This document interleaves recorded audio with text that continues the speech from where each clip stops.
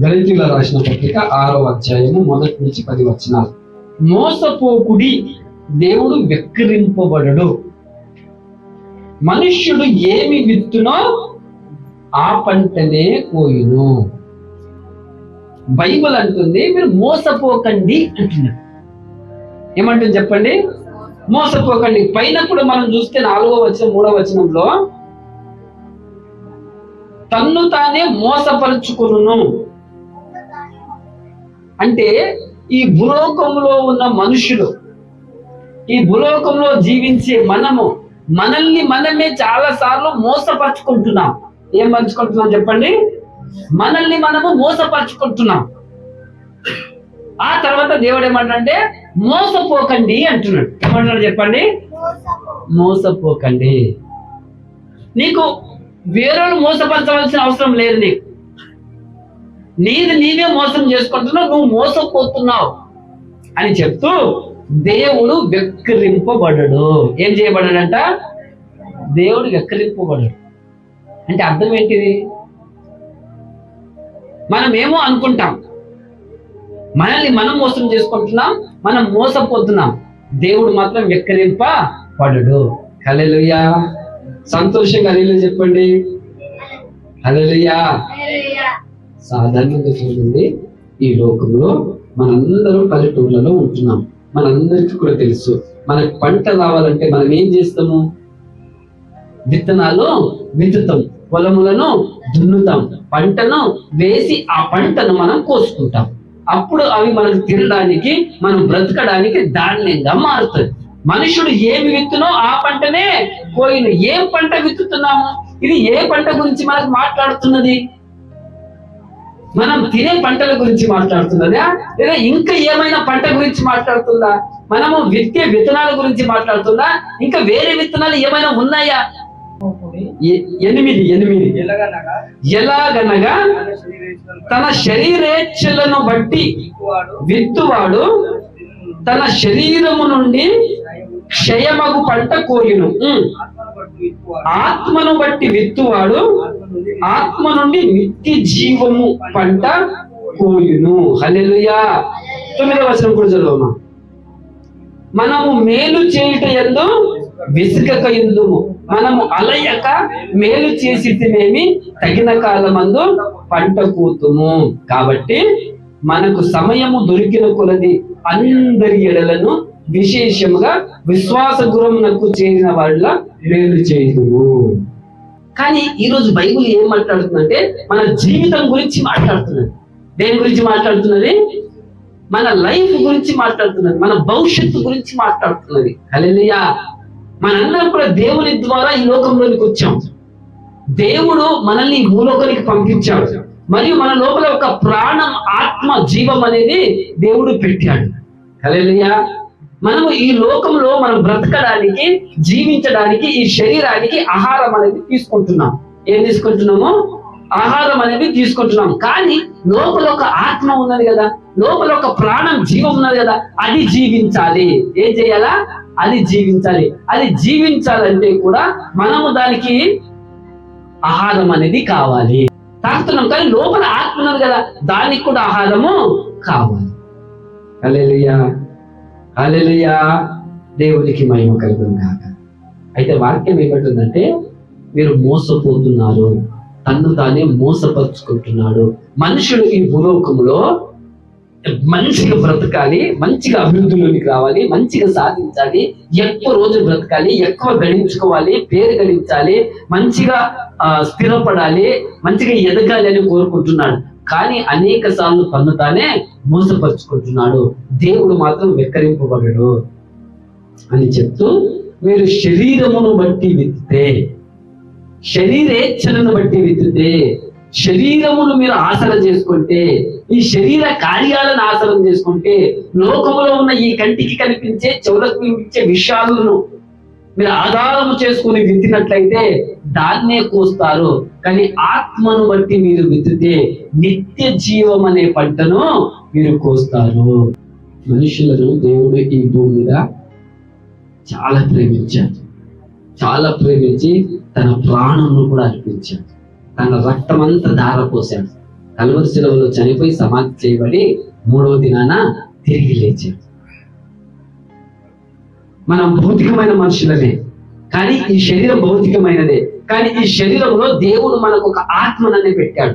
ఆ ఆత్మ గురించి కూడా మనం ఆలోచన చేయాలి. ఈ శరీరము జీవించాలి అంటే, ఈ శరీరము ఎదగాలంటే, ఈ శరీరము కొన్ని రోజులు ఈ భూమి మీద నివసించాలంటే దీంట్లో ఉన్న ఆత్మ చాలా చాలా ప్రాముఖ్యమైనది. వంటి శరీరం మాత్రమే ప్రాముఖ్యమైనది కాదు. శరీరం ప్రాముఖ్యమైనదే, ఈ శరీరంలో ఆత్మ ప్రాముఖ్యమైనది. హల్లెలూయా. కానీ మనం చాలా సార్లు శరీరం గురించి ఆలోచిస్తాం, కడుపు గురించి ఆలోచిస్తాం. ఈ కన్నులతో, ఈ చెవులతో, ఈ నోటితో, ఈ ముక్కుతో, ఈ చేతులతో, ఈ కాళ్ళతో అన్ని చేసుకొని ఈ శరీరాన్ని మనం మేపుతాం, శరీరాన్ని పెంచుతాం. హల్లెలూయా. కానీ ఈ శరీరాన్ని నడిపించే, శరీరాన్ని జీవింపజేసే, ఈ శరీరం పని చేయునట్లుగా చేసే లోపల ఉన్న జీవం, లోపల ఉన్న ప్రాణం గురించి మనం ఎప్పుడూ ఆలోచన చెయ్యం. కొరింథీయులకు రాసిన పత్రిక 9వ అధ్యాయము 6వ వచనం ఒకసారి చదువుదాం. కొంచెముగా విత్తువాడు కొంచెముగా పంట కోయును, సమృద్ధిగా విత్తువాడు సమృద్ధిగా పంట కోయును అని ఈ విషయమై చెప్పవచ్చును. ఇది యాక్చువల్ గా మనకు తెలిసిన సత్యమే. హల్లెలూయా. మనకి ఎంత భూమినా, ఎంత జీవితం మనం కలిగి ఉన్నా, మనం కొంచెం విత్తనాలు వేస్తే కొంచెమే పంట మనకు వస్తుంది. మనకు ఎక్కువ పంట రావాలంటే మనం ఎక్కువ విత్తనాలు విత్తాలి. విత్తే విధానము నేర్పిస్తుంది. మనము ఈ 100 సంవత్సరాలు జీవిస్తున్నాం, 70 సంవత్సరాలు నేను జీవించాలి అంటే ఆ జీవితానికి సరిపోయిన విత్తనాలు నువ్వు విత్తాలి. హల్లెలూయా. కొంచెమే విత్తామనుకో, కొంచెం కాలమే, కొంచెమే పంట మనకు వస్తుంది. ఏం విత్తాలా, ఏం పోయాలంటే భౌతికంగా కాదు, ఆత్మీయంగా మనం విత్తాలా. ఎలా విత్తాలి చెప్పండి? ఆత్మీయంగా విత్తితే ఆత్మీయంగా మనము నిత్య జీవం అనే పంట కోసుకుంటాం. ఏం పంట కోసుకుంటాము? నిత్య జీవం అనే పంట కోసుకుంటాము.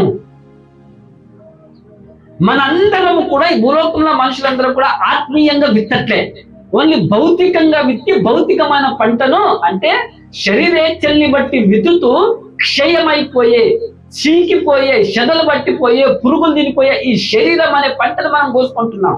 అంటే ఒక మాటలో చెప్పాలంటే నిత్య జీవం మనము పొందుకోవట్లేదు. హల్లెలూయా. ఆత్మీయంగా విత్తితే తిరిగి నువ్వు జన్మిస్తే, యేసయ్యలోనికి వస్తే ఈ జీవము జీవించబడుతుంది. నువ్వు చనిపోయినా నిత్య జీవానికి, పరలోక రాజ్యానికి, మోక్ష రాజ్యానికి నువ్వు చేరుతావు అని దేవుని వాక్యం మనకు ఈరోజు సెలవిస్తుంది. కానీ దేవుని వాక్యం ఏమంటుందంటే, మోసపోతున్నారు మీరందరూ. ఏమైతున్నారు?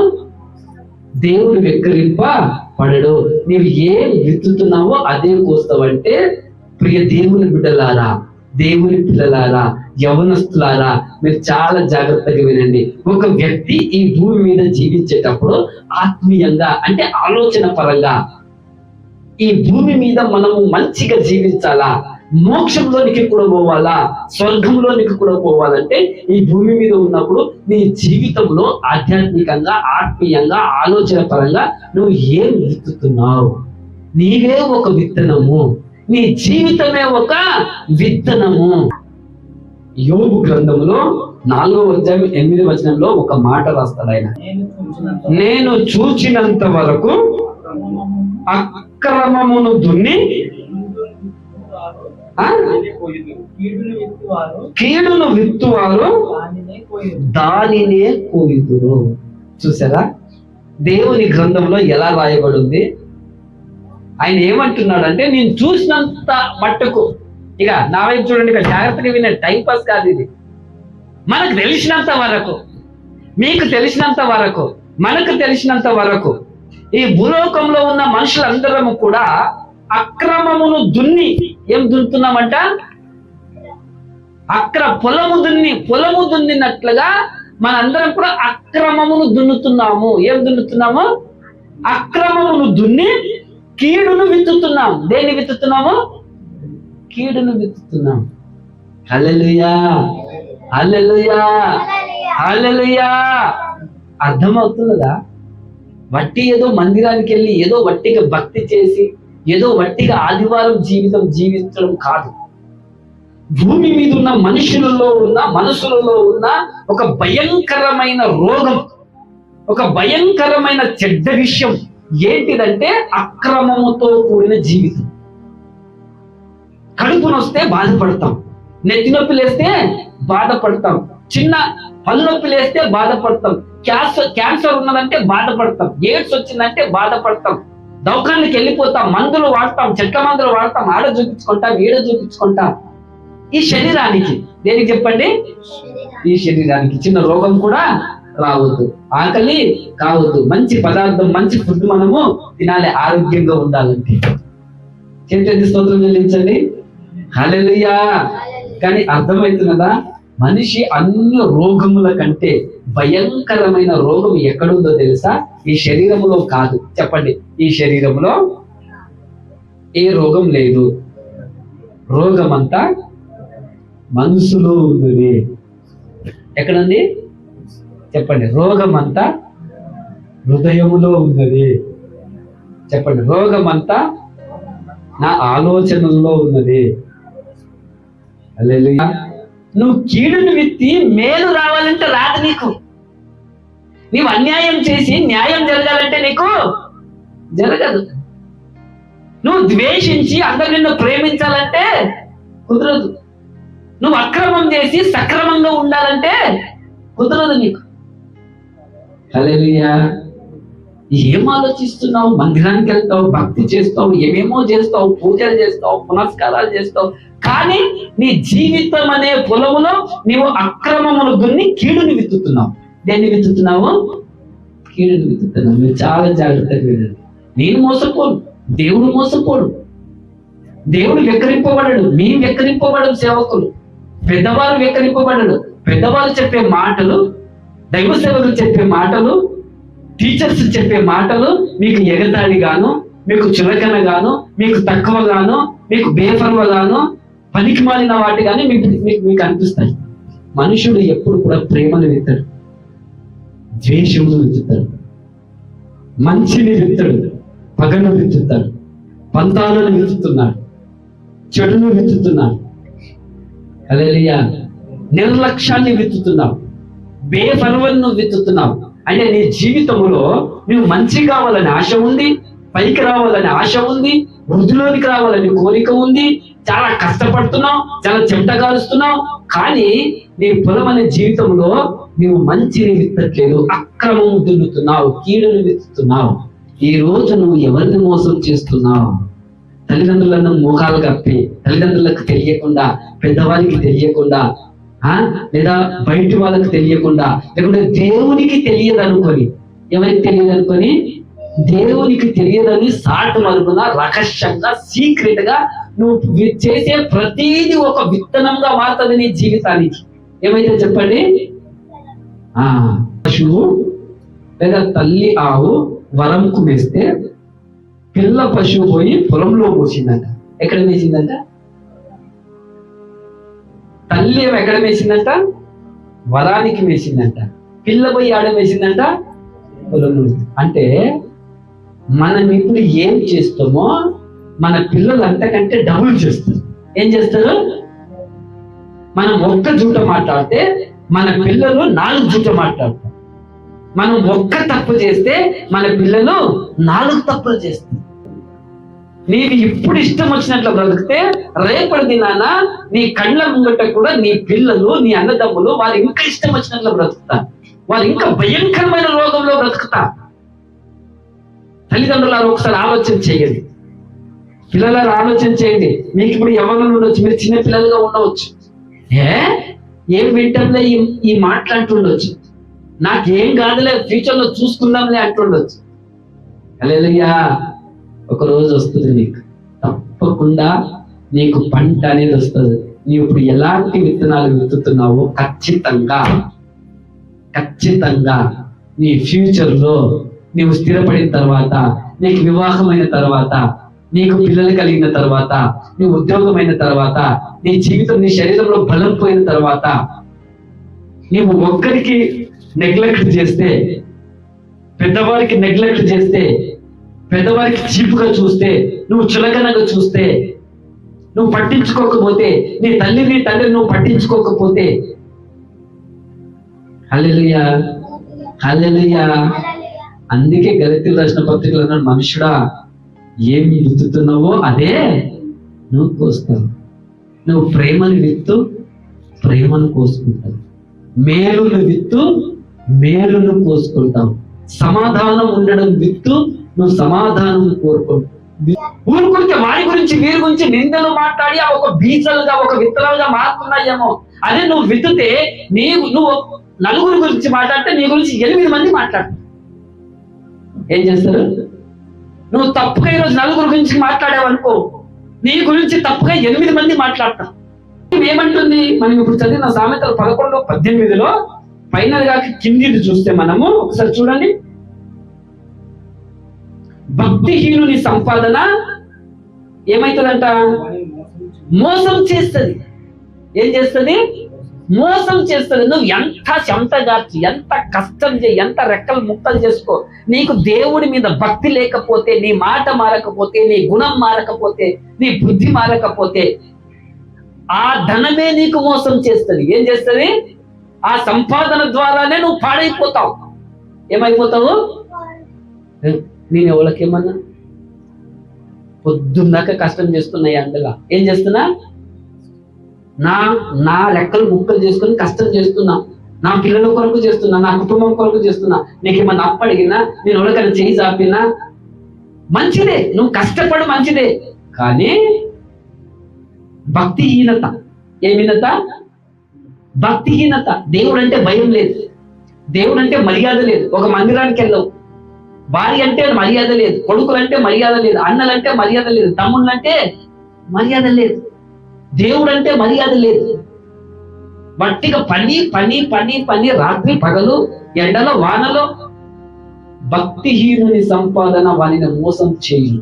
ఏం చేయను? నువ్వు భక్తిహీనతను విత్తుతున్నావు. ఏం విత్తుతున్నావు? చెడును విత్తుతున్నావు, దుర్మార్గతను విత్తుతున్నావు, దోస్తమును విత్తుతున్నావు. అయితే కింద ఏమన్నాడు చూడండి, ఈ చదివి ప్రార్థన చేస్తాం. 18 బి గట్టిగా చదవండి. నీతిని విత్తువాడు శాశ్వతమైన బహుమానము నందును. Jesus only the righteousness. ఆయన ఒక్కడే నీతినే. ఆయన దగ్గరకు వచ్చావంటే ఆయన నీకు నీతి ఇస్తాడు. ఆ నీతిని నువ్వు విత్తడం నేర్చుకోవాలి. అంటే యేసయ్య ఎలా ఈ భూమి మీద ప్రేమించాడో, యేసయ్య ఎలా ఈ భూమి మీద తట్టుకున్నాడో, యేసయ్య ఎలా అందరినీ క్షమించాడో, యేసయ్య ఎలా అందరినీ కనికరించాడో. నేనెందుకు అట్లా గోదలాకున్నప్పుడు, నేనెందుకు మాట వినలేదు, నేనెందుకు ఊరికే టైం వేస్ట్ చేశాను, నేనెందుకు చదువుకోలేకపోయాను, నేనెందుకు ఒక పని నేర్చుకోలేకపోయాను, నేనెందుకు మంచి గుణం నేర్చుకోలేకపోయాను, ఇప్పుడు భార్యతో పిల్లలతో ఇంత టెన్షన్, ఇంత కుటుంబంలో నేను ఈదలేకపోతున్నాను, నాకెవరు మర్యాద ఇవ్వట్లేదు, నా మాట ఎవరు లెక్క చెయ్యట్లేరు. ఇప్పుడు బాగానే ఉంటది.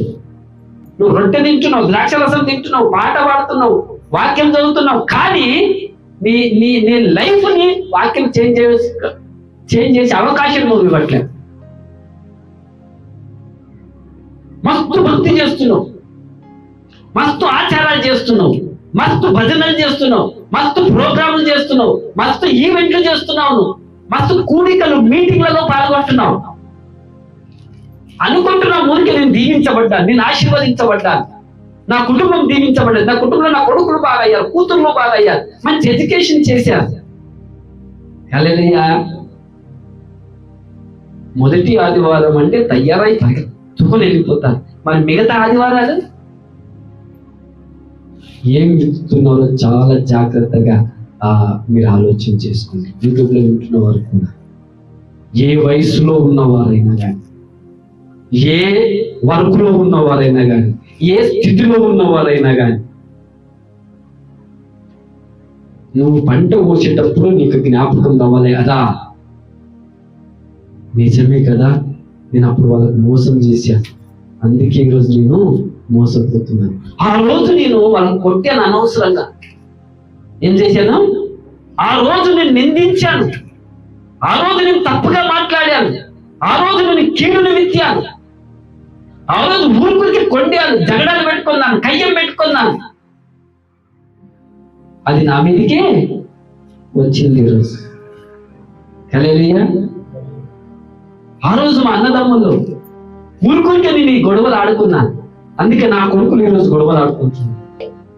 ఆ రోజు నేను ఇష్టం వచ్చినట్లు తిన్నాను, తిరిగాను, తాగాను, పండాను, ఏదేదో చేశాను. అందుకే ఈ రోజు నాకు శరీరము సహకరించట్లే. షుగర్, బీపీ ఏమైపోయినాయి, థైరాయిడ్, అల్సర్, క్యాన్సర్, రకరకాల హార్ట్ అటాక్లు. ఆ రోజు నీవేం వ్యక్తి వయసులో ఉన్నప్పుడు ఎవరి మాట నన్ను లెక్క చేసావా? గుట్క తినకంటే నువ్వు విన్నావా? ఆల్కహాల్ తాగుదంటే నువ్వు విన్నావా? సినిమాలు చూడకంటే నువ్వు విన్నావా? చూసి చూసి చూసి దాంట్లో ఉన్నదే ఈ రోజు నువ్వు చేస్తున్నావు, దాంట్లో ఉన్నట్లే ప్లాన్ చేసుకుంటున్నావు కుటుంబంలో. నీ ఆస్తి నీకు ఇచ్చాను, తీసుకొని పోయినావు. తీసుకొని పోయి ఏం చేసావు? దోస్తులను కలుపుకున్నావు, స్నేహితులను కలుపుకున్నావు, వ్యభిచారంలో ఉన్నావు, తాగుడులో ఉన్నావు, జూదం ఆడవు, అంతా ఖర్చు చేసేసుకున్నావు. ఏం చేసుకున్నావు? ఇప్పుడు అంతా పోయింది, జీవితమే పోయింది. పేగులు పాడైంది, కిడ్నీలు పాడైంది. పని చేస్తామంటే పని దొరకట్లే, తిందామంటే తిండి దొరకట్లే. ఎవరు చేసుకున్నది ఇది? ఎవరు విత్తుకున్న విత్తనాలు ఇవి? అంతే కదా, తప్పిపోయిన కుమారుడు అంతే కదా. ఏం విత్తుతున్నావో ఆలోచన చేసుకో, ఎవరి కొరకు గుంతలు తవ్వుతున్నావో ఆలోచన చేసుకో. నీ అన్నదమ్ముల కొరక, నీ స్నేహితుల కొరక, నీ పక్కింటుల కొరక, నీ ఎదురింటుల కొరక, నీకు పడనోళ్ళ కొరక నీవే పడతావు. బైబిల్ మాట ఎప్పుడు ఫెయిల్ కాదు, బైబిల్ ఎప్పుడు ఉట్టికే పోదు. నువ్వు దీవించబడాలి, ఆశీర్వదించబడాలి. నువ్వు నీతిని విత్తితే నీతిని అనే పంటను కోసుకుంటావు. నువ్వు శాశ్వతమైన బహుమానము, సంతోషకరమైన బహుమానము దేవుడు నీకు దయచేస్తాడని దేవుని వాక్యం అంటుంది. నువ్వు దీవించబడాలి, ఆశీర్వదించబడాలా. బట్టి లోకం లోకం, పని పని, పైసలు పైసలు అని పోయి అందరిని ముంచి, అందరిని చీట్ చేసి, అందరికీ తప్పులు లెక్కలు చూపి కిందిది మీదికి, మీదిది కిందికి చేసి, ఒక్కదానికి రెండు తీసుకొని, హల్లెలూయా. తప్పకుండా నీవు ఏం విత్తుతున్నావో అదే వస్తావు. చాలా జాగ్రత్తగా ఉండాలా. ఈ చిన్న వాక్యము ద్వారా ఈ రోజైనా ఇక్కడ ఉన్న యవన బిడ్డలు మనందరం కూడా హెచ్చరిక పొందాలా. ఏం పొందాలా? హెచ్చరిక పొందాలి. దేవుడు నాకు ఒక అవకాశం దయచేశాడు మీకు బోధించడానికి. యూట్యూబ్ లో మీరు వినడానికి దేవుడు ఒక అవకాశం దయచేశాడు. రేపటి దినం నేను కాకపోవచ్చు, రేపు నేను ఉండకపోవచ్చు. మీరు అవమానపడుతున్న దినాల్లో నేను ఉండకపోవచ్చు. అంతే కదా. క్షణకాల సంతోషం, 5 నిమిషాల సంతోషం, గంట సంతోషం, ఒకరోజు సంతోషం కొరకు అవమాన పాలు అయి తల దించుకొని, అనేకుల దగ్గర చెడ్డ పేరు తెచ్చుకొని, అందరికి దూరం అయిపోయి ఏమేమో అయిపోతున్నాం లోకం. దేవునికి మహిమ కలుగును గాక. దేవుడు ఇంకనూ అవకాశం దయచేస్తున్నాడు, ఇంకనూ ఒక ఛాయిస్ దేవుడు క్షమిస్తున్నాడు, ఇంకనూ ఒక ఆపర్చునిటీ, ఇంకనూ ఒక అవకాశం. నీకు ఏ వయసైనా ఉండొచ్చు. ఎప్పుడైనా నీ చూపుని మార్చుకో, ఎప్పుడైనా నీ నోటిని మార్చుకో, ఎప్పుడైనా నీ నడకను మార్చుకో. దేన్ని మార్చుకో? నీ నడక, నీ పద్ధతులు, నీ అలవాట్లు, నీ గుణము, నీ బుద్ధి మార్చుకో అని దేవుడు అవకాశం ఇస్తాడు. నువ్వు మార్చుకోలేకపోతే దేవుడు ఏమీ చేయగలడు. నీవే పంట కోసుకుంటావు. ఏం కోసుకుంటావు? నీవే పంట కోసుకుంటావు. దేవునికి మహిమ కలుగును గాక.